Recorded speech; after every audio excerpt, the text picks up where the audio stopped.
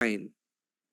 If Sulu will be transferred from the BARM to Region 9, ask yourselves, dinagdagan ba ninyo habang pinaplano ito? Kasi palagay ko ang answer no.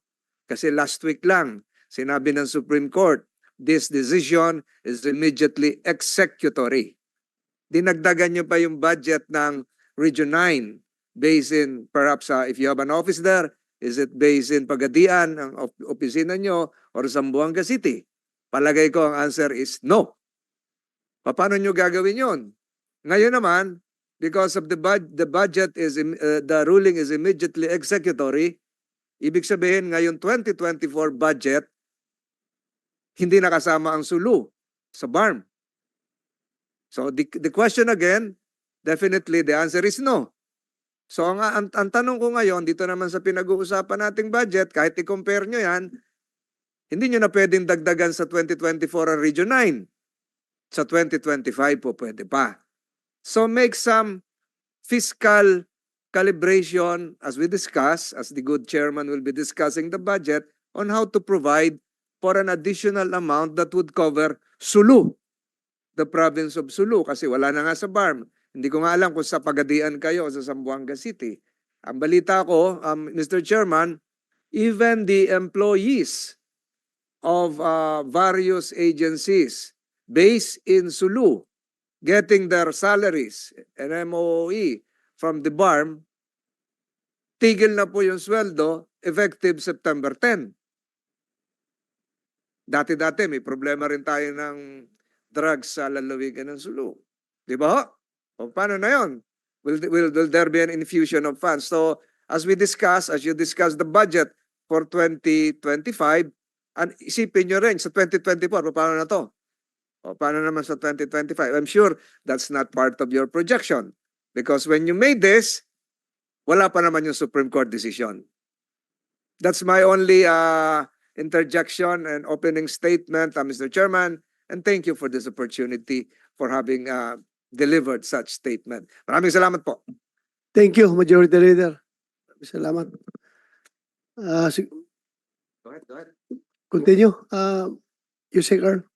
Thank you, Your Honor. Sir, in response to the guidance given by the Honorable Majority Leader, we will go back to the drawing table, sir, and determine which aspects and areas we can reinforce given the recent decision of the Supreme Court as to the transfer of Sulu from BARM to Zamboanga Peninsula, sir. Can I make a follow-up question? Would that mean, Yusek, that you will carve out a portion of the budget of this regional office and transfer it to Region 9? Ano naman yung epekto? Ba, binawasan nyo Region 8, lipat nyo sa Region 9, o na-cover nyo ang Sulu. Ano naman ang epekto nun sa Region 8? So, it has to be done properly based on data that you have. Saan mas mataas yung drug incidence, kung saan may ililipat. Paano na yung tao? Magdadagdag ba kayo ng tao sa Region 9? Paano niya yung sweldo? Siyempre, kailangan ng sweldo nun, di ba? So, this will have a long-lasting effect because this will be permanent. Hindi dapat ito i-address sa 2026. Dapat ito karon na. Di ba? Thank you, Mr. Chairman, again. Thank you, Your Honor, Majority Leader. I think DDB is not really affected with this Supreme Court ruling. I think PDEA is very much impacted on this. But kasi meron kayong BARM PDEA, sir, di ba? Yes, Your Honor, but the salaries of the members of PIDEA in Sulu and BARM, sir, are in our central office, so it's not going to be a problem. Now, as to the budget of the province, we have budgets slated for these provinces, and what we'll have to do is just transfer the budget intended for Sulu to Region 9. So, where will you get the budget? From the central office? No, from the budget of BARM, sir. Kausap nyo ng BARM. No, I mean, our regional office, our The BARM BARM. regional officer has budget for the different provinces under it.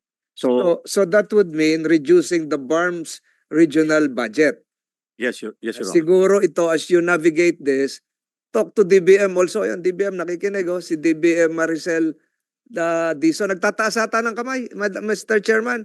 Parang nakaganon siya ng kamay, yung Nagtaas lang yan taas kasi na ng kamay o nagtaas- nagpa-present ka? taas lang yan ngayon dahil ngayon lang nagpakita. Kanina, tinatawag ko yan Ay, eh. sus. Oo. Wala yan kanya. Sige lang, we will attend to you later. Baka meron siyang response dito kasi DBM. Sila Yeah, sa budget. yeah. You may respond to the question of the majority leader. Go ahead, Ms. Maricel Dizon. Mr. Chair, I'm Maricel Dizon po. Sorry, a while ago, we have po kasi same schedule with the plenary. So, we asked for